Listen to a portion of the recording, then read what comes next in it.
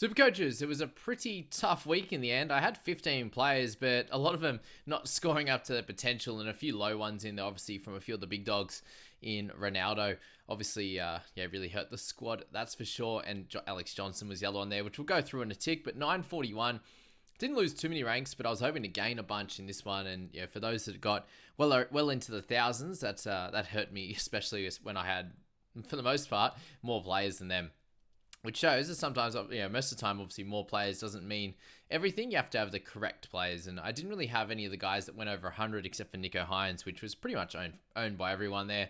And if for those that had the Nikaras and Talakais, these types of players there in that first game were really important to own for the rest of that week. So 726 is the overall rank now. I did use 3 trades last week. We have 9 left with a boost still in hand.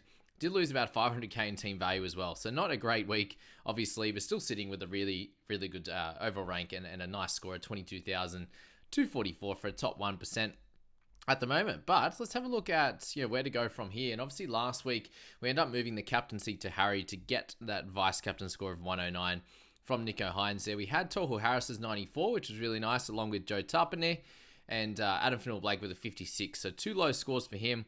Thankfully, I did get one of his higher ones since I brought him in, but the 48 last week, the 56 in this one, he loses a big chunk of cash and is obviously pretty important coming into this week before I make my trades, obviously, and move Joe in place of Tohu Harris there. He's one of those guys that's, I think now that he's lost a bit of the cash, he's probably not worth looking to trade out. If he was still at around that 750, 800, and then you after a couple of low scores, you could probably go, yeah, sure.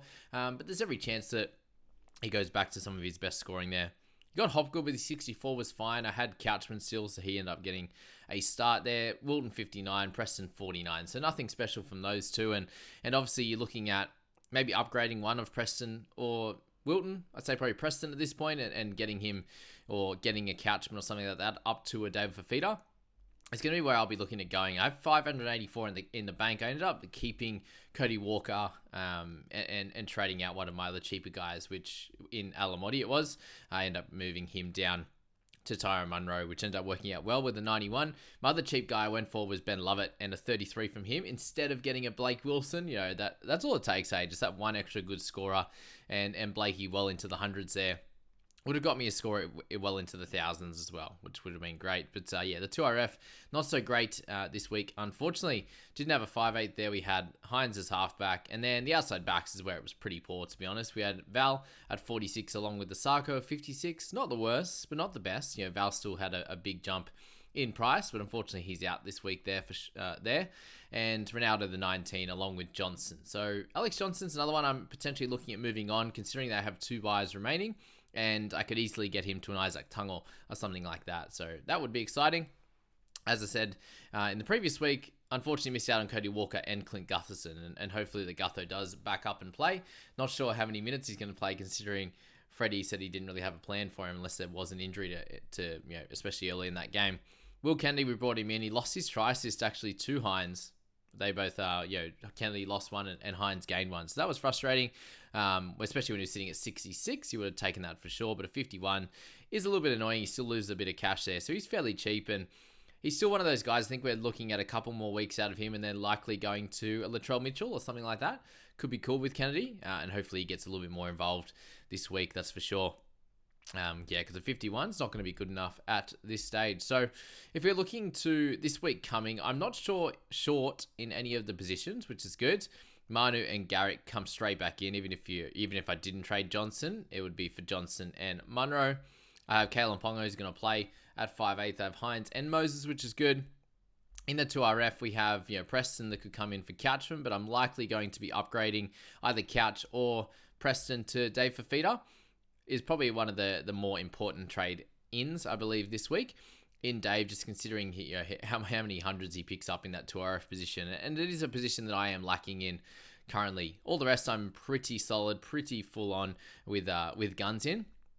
It's just that 2RF. So, we'll shore that up with Dave Fafita this week and, really go from there.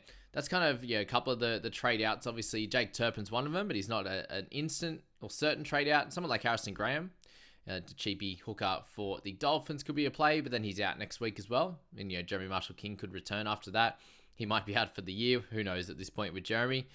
In our front row forward there, we obviously just traded out Christian Welch last week, and someone like Taniela Paseka is also going to be one on the out, and he's one that he might be my 17th man this week, or we could eventually end up trading him as well. But I have to wait that one extra week to move on from someone like Taniela, so we can get a Tino in or something like that, or maybe we don't go for a front row forward as well at all, and we go for another 2RF. We'll have to wait and see on that one how we want to play that out. If we go for a Tino or a Haas, or we just stick with our Fanua Blakes, Tarpanys, and Harris or Horsburgh, whichever one you want to play in that one. So Turpin, Paseka, potentially a trade out.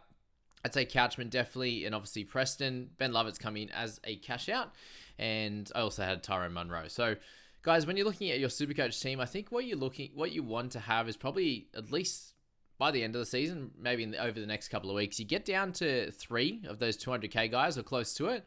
I currently have 2 of them, and then I have Couchman at 342, and then I have Val Tafade at 400. So if you had Val, he's definitely someone that you could use that 400k salary and get down to a 200 guy, or you could use it to upgrade as well. Maybe you do a double where someone else goes down to a cheapie and you go up with Val.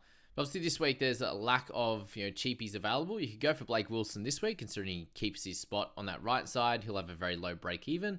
So that's someone you could obviously look to shore up a fair bit of extra cash for your side, so you can do an upgrade. But you're looking at my side, and I know a lot of you guys as well would have gone likely for a cheapie or 2 last week, and that allowed you to have plenty of cash in the bank to make some good moves. So you really want probably, so I've got Turpin as well. So 5 guys under 400k, which shows you probably want 3 of them at 200, and maybe one guy that can come out and score you a 40 or so, 40 or 50 at best kind of thing, if they're around that 400k mark. And then that leaves you 20 players there to 21 players there to really shore up your squad and have all guys that you think can be a 55 plus type player, close to a keeper. Obviously you want at least 17 to 19 full stretch, really, really good keepers all out. And then from there, you can have those last couple of guys. If someone has a buy, they can come in and do a job kind of a player there. So the team's looking solid. Obviously, would have wanted a bigger and better score last week, but still sitting with the boost. If I want to, I could triple trade this week or next. At the moment, it's probably looking like it'll be a double trade with Fafita coming in, and then we have to make our decision if we just do Fafita and Isaac Tongo there. That can definitely work, but it would likely have to go from Preston rather than Couchman if I was to get Tongo as well, unless I was doing a third trade to do a downgrade somewhere there as well. So that's where the squad is at the moment. Which position are you looking to upgrade at this point? Obviously, in the hookers, you want Harry Grant. Pretty much, everyone should have him, or at least be looking towards getting him.